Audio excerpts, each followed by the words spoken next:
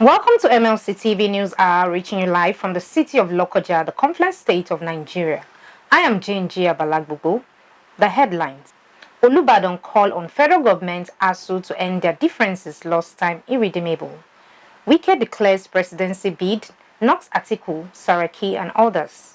2 police officers shot dead in HADERA Israeli attack. And FALCONETS earn under 20 Women's World Cup tickets, beat Senegal 4-1. Now the news in details. Kogi State Governor Yahaya Bello said the All Progressive Congress will poll over 41 million votes in the 2023 general elections if a generally accepted candidate should emerge at the party's primary. The governor also emphasized that the emergence of Senator ABDULLAHI ADAMU from the north-central geopolitical zone of the country would not impede his decision to jostle for the presidential ticket of the party, noting that the party administration was different from governance. He stressed that the APC as a party as currently constituted would not zone anyone out of the presidential race. Governor Bello said this during an interview with the Sunrise Daily Crew on Channels Television on Monday. According to him, the type of leader the nation requires at this time is a competent, committed, young and vibrant individual who will turn the tides of the nation, irrespective of his or her region, building bridges across ethnic, religious lines while ensuring the inclusion of youth, women and people with disability in governance.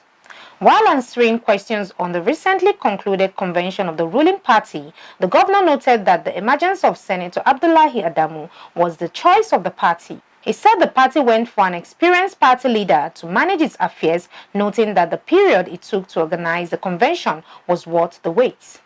The new party leader and the National Working Committee have great experience to lead the party into a strong and cohesive entity. The option of consensus in selecting the majority of the party leaders was clearly in line with legal standing, although positions where there was no agreed consensus. Contestants went through the polls, the Kogi governor said. He assured that in the forthcoming primaries, the party would go through a democratic process that would be accepted generally by all stakeholders, adding that he was not afraid of any mode chosen by the party. Governor Bello on women's inclusion in governance revealed that he would not require legislative backing to include women in governments, stressing that the Kogi state under his leadership has performed tremendously well. This is why women across the nation have been calling on him to run for president, considering the robust track record of giving women high-level inclusion in his administration, he noted.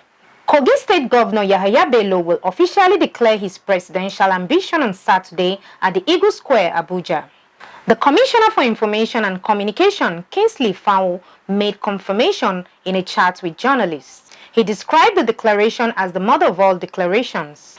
The Kogi State Governor's declaration that has been anticipated for long has been described by many as the much-expected declaration. Recall the deafening calls from several groups across the country over the last 1 year calling on the governor to contest in the 2023 presidential election. The governor is now fully ready to make his intentions public on the 2023 presidency. Bello, it will be recalled, has repeatedly told his supporters and admirers that he will only make a formal declaration after the national convention of the APC. Bello is said to be encouraged and emboldened to contest the 2023 presidential election by his outstanding achievements in office as the governor of Kogi State since January 2016. Topmost of the achievements in the area of security, where he has successfully fought kidnappers and armed robbers to a standstill. According to source, Bello has over the past few months come under pressure from people from all walks of life and sociopolitical groups to contest the 2023 presidential election. However, Bello will have to slug it out with the likes Bola Tinubu, who has already made public his intention, and Rotimi Amechi and Vice President Yemi Osibanjo, who are also being touted to be interested in the APC presidential tickets. Tinubu had said that it has been his lifetime ambition to become the president of Nigeria.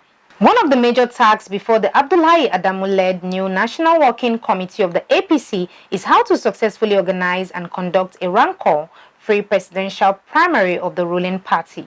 The NEC is yet to fix a date and announce modalities for the primaries. Rivers State Governor Nyesom Wike on Sunday visited Benue State, where he declared his interest in the 2023 presidential race. He called on national delegates of the People's Democratic Party not to sell their votes but to consider him. Wike, who addressed the party delegates at the government house Makurdi, said almost all presidential aspirants from the party were responsible for the party's defeat in 2015. In a veiled reference to the former Vice President ATIKU Abubakar and former President of the Senate Bukola Saraki, he said some of the presidential aspirants on the platform of the party left the PDP when it mattered most. He said, "Let these people who are interested in the presidency in the PDP tell us their contributions. You claim to be one of the founding fathers of the party, but you left and came back. You have become an ordinary person in the new PDP." The governor added, "Some people want to use Nigeria to get back their private business. Let them mention their private sector that survived. Is it bank that your father had?" Wike said he had stood firm for the party through thick and thin, adding that he had contributed immensely to the growth of the PDP. He added, "He has spoken the truth to power. He doesn't have problem with anybody but have to tell them the truth. Umahi and others abused me because I told him that he cannot take our mandate away." Wike, who declared his interest in the presidency, appealed to party delegates in Benue State to vote for him during the forthcoming party primary, saying, "Don't sell your vote. Please give me your vote as we go to primary." Earlier, Benue State Governor Samuel Ortom, who lauded the contributions of his Rivers State counterpart to Benue State and towards the displaced persons, said the people of the state would support his aspiration. Ortom said he has been an advocate of a Southern presidency, adding that on Southern presidency he stands. The Executive Committee Journalist Estate Phase 1 Arekpo has said the Minister of Works and Housing, Babatunde Fashola, is set to construct a pedestrian bridge at the Arekpo in the Obafemi Owode local government area of Ogun State. A statement signed by the estate chairman Jide Oke and the General Secretary Yinka Shokunbi confirmed the developments. Oke and Shokunbi noted that a 5-man delegation visited the community to map out the location where the bridge would be constructed. The statement read, "A team of technical experts from the Office of the Minister of Works and Housing, Babatunde Fashola, has visited Arekpo on Kilometer 18 Lagos-Ibadan Expressway for location seating of pedestrian bridge." The Lagos State Governor Babajide Sanwo-Olu has said his administration is committed to empowering and equipping unemployed youth in the state with digital entrepreneurship skills. Sanwo-Olu, who was represented by the Secretary to the State Government, Folashade Jaji, disclosed this during the graduation of trainees from the 5 divisions of the state in Alausa, Ikeja. The program, themed 21st Century Talent Discovery and IT-enabled entrepreneurship skills and mentorship, was organized by the Ministry of Wealth Creation and Employment in conjunction with MESSRS Digital Age Consulting. Sanwo-Olu commended the 1,140 youths that have participated in this intensive cutting-edge training program for taking a good step and taking advantage of the opportunities promised by the scheme, organized with the intention of empowering and equipping unemployed youth in Lagos State with 21st century digital, entrepreneurial and mentoring skills. The Commissioner for Wealth Creation and Employment, Yetunde Arobieke, said 20 best talented youths have been selected among the trainees to become the ministry's wealth ambassadors. The OLUBADAN of Ibadan land, Oba Lekan Balogun, has called on all stakeholders in the education sector to intervene in the current face-off between the federal government and the Academic Staff Union of Universities, which has plunged the university lecturers into strike. The monarch, in a statement on Sunday, appealed to the two parties to consider the interest of the students and end the strike, which is 6 weeks old. The OLUBADAN made the appeal during the courtesy visit on him at his Alarere Palace by the executive members of the Conference of Alumni Associations of Nigeria Universities, led by its chairman, Professor Ahmed Morar. The monarch, who was a researcher at the Ahmadu Bello University Zaria, said stakeholders in the education sector must work towards ensuring a quick resolution of the crisis. ASUU is currently on an indefinite strike owing to the breakdown of negotiations between it and the federal government over the non-full implementation of the 2009 agreement entered into by the two parties and the welfare of its members. The OLUBADAN urged alumni associations to use their positions either as individuals or corporately to reach out to the two parties in the dispute to shed their swords and give room for an amicable resolution, noting that where two elephants fight, it is the grass that suffers. He said, "I want to use this opportunity of having these august visitors around to appeal to both the federal government and ASUU to let the interest of our children be paramount in whatsoever decision that they take." The monarch had earlier called on the government and ASUU not to allow the issues to snowball into a full-blown strike when the university's lecturers served the notice of strike with a week warning strike, lamenting that the call was not heeded. Mora in his address said the visit, which was the concluding aspect of the CAANU's delegates conference held in Ibadan, was to identify with the monarch and congratulate him on his ascension to the throne. The Academic Staff Union of University has described the ongoing protest against the selection of the Vice-Chancellor of the Obafemi Awolowo University, Ile-Ife, Osun State, as disrespectful and an interference with the autonomy of the university system. The national president of ASUU, Professor Emmanuel Osodeke, in an interview with journalists, explained that it had become a norm for some stakeholders to stand against the selection process in the institution, as was the case when the outgoing VC came in. Some indigenes of Ile-Ife had on March 17, 2022, started a protest after the governing council chairman Owele Udoji announced Professor Adeboye Bamire, a native of Oyo in the Odo-Otin local government area of Osun State, as the 12th substantive VC of the university. They insisted that an indigene of Ile-Ife must be made the VC of OAU. Bamire was expected to resume on June 7, 2022, but the school witnessed turmoil caused by members of the community since the announcement was made. As a result of the crisis, the OAU was on Friday shut down by the management for 2 weeks. Osodeke advised that the Vice-Chancellor should be selected on merit and not on the basis of ethnicity and religion. He stated, "How did the outgoing VC, Eyitope Ogunbodede, become the VC? A selection was done and somebody was selected and the non-academic staff, the villagers and the others started rioting and that person was removed, which then paved the way for Ogunbodede to come in. When he became the VC through the help of the Congress of University Academics, he started promoting Con Noir, an illegal group with no registration with the Trade Union Congress. On his own part, the Lagos Zone Coordinator, ASUU, Dr. Adelaja Odukoya, stated, "The shameful development as exemplified by the Ife Indigenes Occult Parade in OAU, one of our nation's heritage with a global presence, is not a happy stance. It is actually a metaphor for what our universities have become."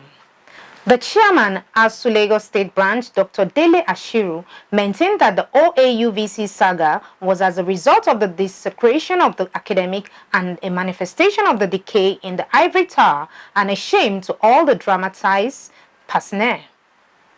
We go on a short break. We'll be right back.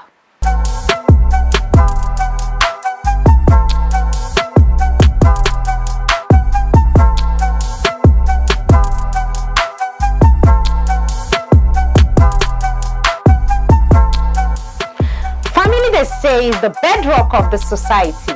It is everything. Everyone needs a house to live in, but a supportive family is what builds a happy and a successful home. It is Family Affairs on Mlc TV every Saturday by 7 p.m. Join Balagbubu Janet as she takes you on an exclusive interview with guests, marriage counselors, doctors, and many more, where they get to share their experiences and together we build the society at large. To subscribe to our YouTube channel, log on to Mlc TV or like our Facebook page, Mlc TV. You can also follow us on Instagram at Mlc TV 2021. For adverts and sponsorship, call the numbers displayed on your screen. It's Family Affairs, where we discuss family matters. Coming your way soon on Mlc TV.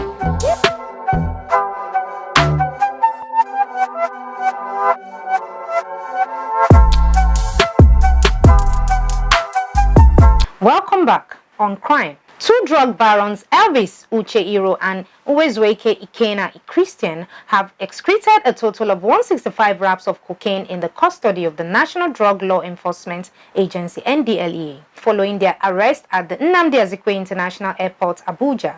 53-year-old Elvis, who is a father of 4 children, hails from Abiriba or Hafia local government area of Abia State. He was arrested on Saturday 19th March upon his arrival on board Ethiopian airline flight from Addis Ababa for ingesting 65 pellets of cocaine weighing 1.376 kg. During preliminary interview, he claimed he is an interior decorator but had to go into drug trafficking because he needed money to start a coffee business to take care of his family and stock his newly acquired shop with cutting materials accessories in Lagos.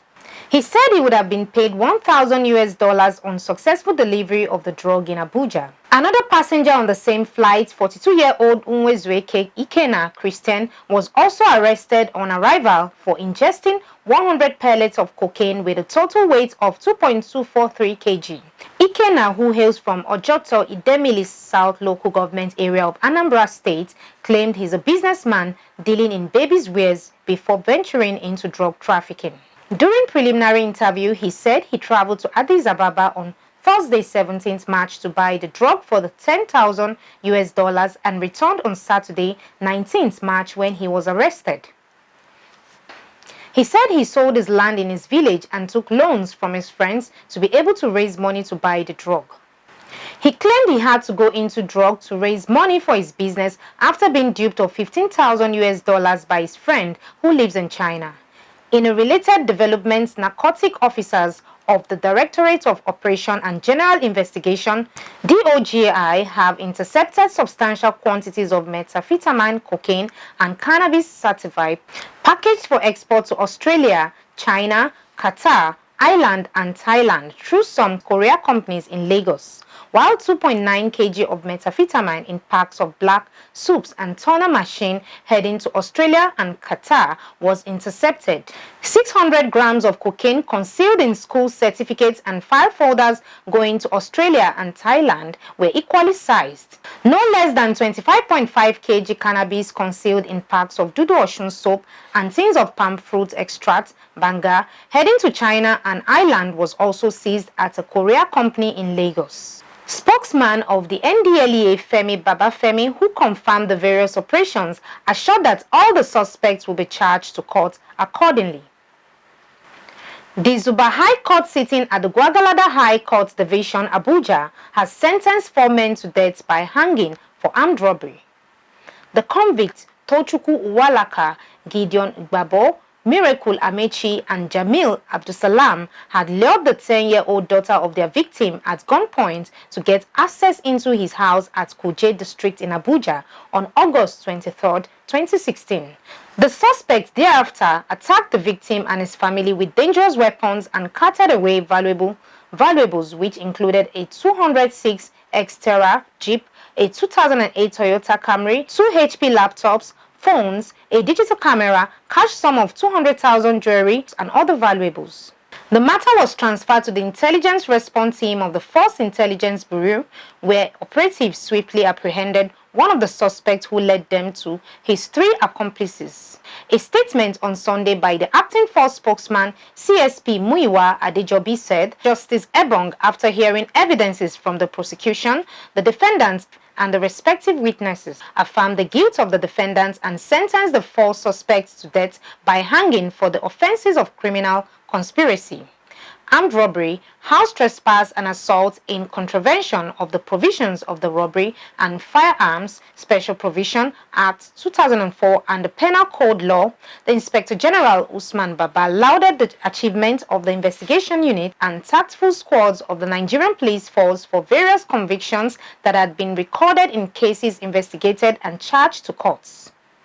The IG commended the judiciary and the IRT under the leadership of DSP Olatunji Disu and the doggedness of the operatives in ensuring justice in the matter and for following through on operational successes with prosecutorial prowess, which has led to the conviction of the suspects. Now to foreign news. Muslim Media Watch Group of Nigeria has said that the purported ban of live coverage of Taraweeh prayers from Masjid Haram in Mecca and the Holy Prophet Muhammad Mosque in Medina during the forthcoming Ramadan would deny Muslims the spiritual opportunities and benefits they have been enjoying for several decades. Reacting to the ban claimed to have been imposed by the Crown Prince of Saudi Arabia, King Mohammed Salman, the group described it as a disservice to Islam. MMWG, in a statement issued by its national coordinator Ibrahim Abdullahi, called on Saudi Arabian authorities to rescind the order without further delay, describing the live coverage as a spiritually awarding exercise that promotes spiritual uprightness, consciousness, and awareness, the denial of which would be felt adversely by the entire Muslim world. The group added, as the whole world looks forward to this year's holy month of Ramadan, thousands of believers would come together from the world over to worship in two holy mosques in Mecca and Medina as part of Umrah, Lesser Hajj in Saudi Arabia, denying millions of Muslims the world over the benefit of participating in the live coverage of the spiritual activities, including spiritually rewarding sermons to be delivered by several imams of the holy mosques, will be tantamount to spiritual denigration that remains questionable. MMWG described the news as shocking to the media world as Ramadan and Hajj remain most significant religious occasions that Saudi Arabia should give the highest publicity they deserve because of their spiritual, economic, social, and cultural values.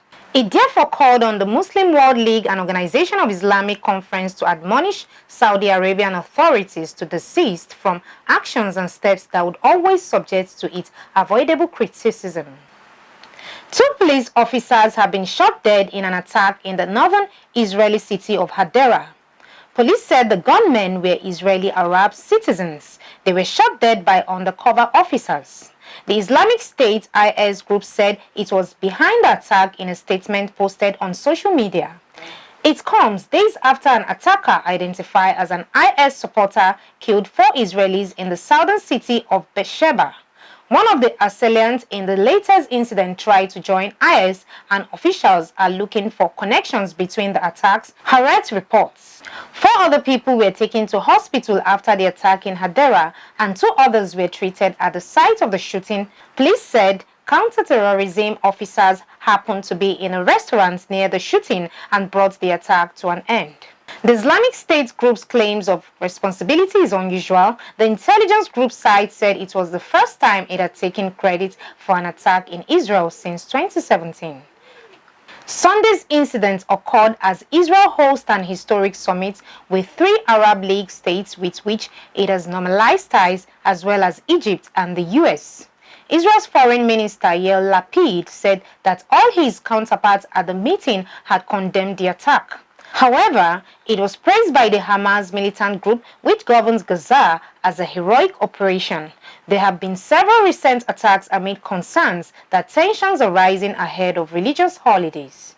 Israeli Prime Minister Naftali Bennett has tested positive for COVID-19 barely 24 hours after his meeting with the U.S. Secretary of State Antony Blinken in Jerusalem. The PM's office disclosed this to AFP journalists on Monday. Bennett had met with Blinken in Jerusalem on Sunday during talks of a historic summit of Israeli and Arab diplomats. It was reported that the Prime Minister was not wearing a face mask during the joint news conference with Blinken.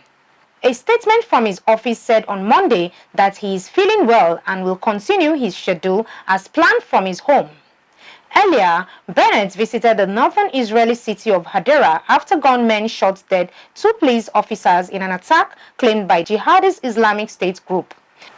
Police said the 2 gunmen, Israeli Arabs identified by the Israeli intelligence as local IS operatives, were killed by counter-terrorism officers who happened to be nearby. However, pictures published by Israeli media after his visit to HADERA, during which he was also briefed by the police on the attack, showed Bennett wearing a face mask. Bennett's office said that on Monday, the Prime Minister will hold a situation assessment following the attack that took place last night with the Ministers of Defense, Public Security, the Army's Chief of Staff, and other officials. Now to sports news.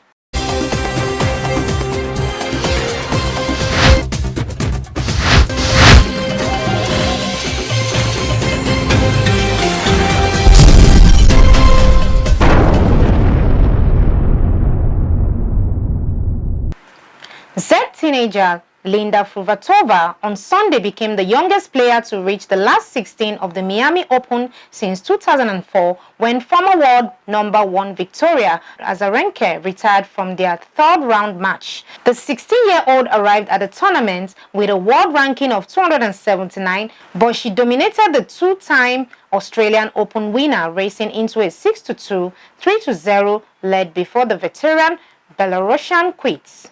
Azarenka, 32, who broke down in tears during her defeat to Elena Rybakina at Indian Wells earlier this month, looked out of sorts throughout against the impressive Fruhvirtova. It was not immediately clear why Azarenka retired, although later in the evening, the former world number 1, who also deleted her social media account in the wake of her problems at Indian Wells, released a statement citing personal issues. Wilka Fruhvirtova is playing in her first major WTA event. She had already scored an upset victory over Belgian 24th seed Elise Mertens in the previous round on Friday, and remains full of confidence ahead of a fourth-round match with Spanish 5th seed Paula Badosa.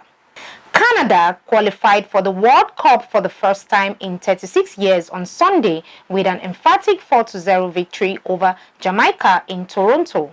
Goals from Salarin Tajon Buchanan, Junior Hollite and Adrian Malapa. Own goals secured all 3 points after Canada dominated against a Jamaica side already eliminated from contention in the CONCACAF. Junior Hollite and Adrian Malapa own goals secured all 3 points after Canada dominated against a Jamaica side already eliminated from contention in the CONCACAF region's qualifying tournament for this year's finals in Qatar.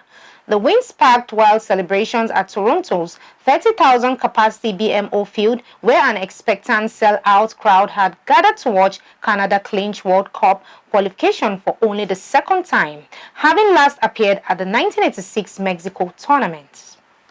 Nigeria's U20 girls FALCONETS on Saturday in Benin City earned a ticket to the 2022 FIFA U20 Women's World Cup after a comfortable 4-1 win over their counterpart from Senegal. For a 7-2 aggregate victory, first leg heroine was again the cynosure of all eyes, scoring a brace in the 8th and 19th minutes to denude the visitors of any hope of a dramatic comeback at the Samuel Ogbemudian Stadium.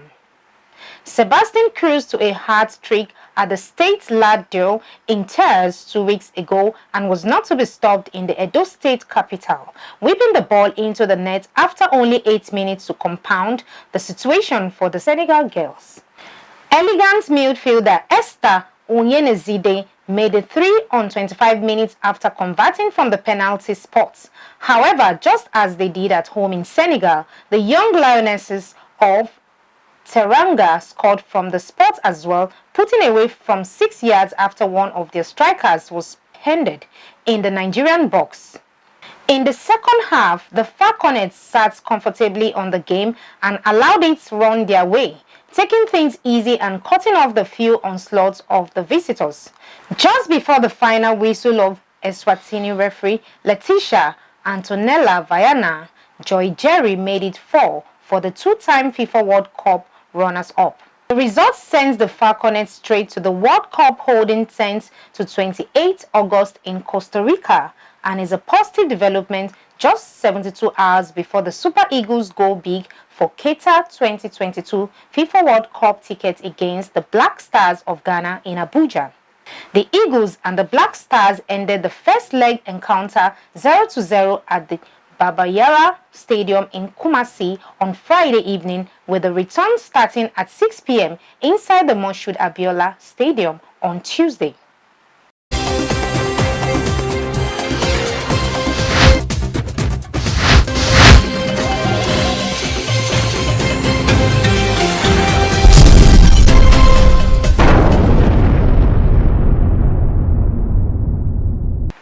Over to Matthias Ayodeji Peter for our entertainment news.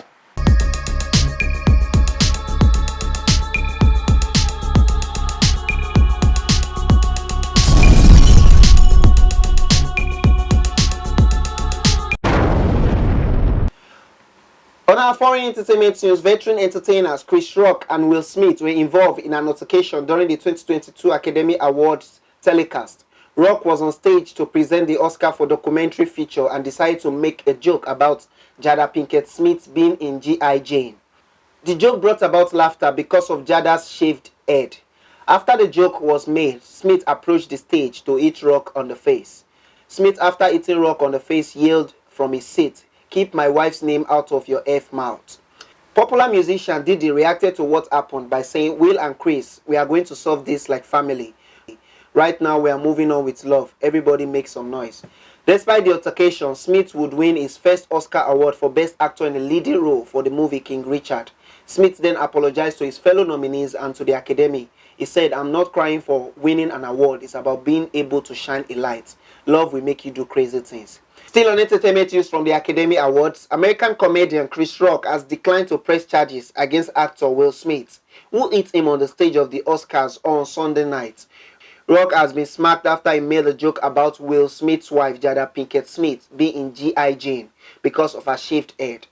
The statement from the Los Angeles Police Department said LAPD investigative entities are aware of an incident between two individuals during the Academy Awards program. The individual involved has declined to file a police report. If the involved parties decide a police report at a later date, LAPD will be available to complete an investigative report. And that is all on entertainment news today. My name is Matthias Ayodeji Peter, reporting for Mlc TV. Back to our cast now for more stories.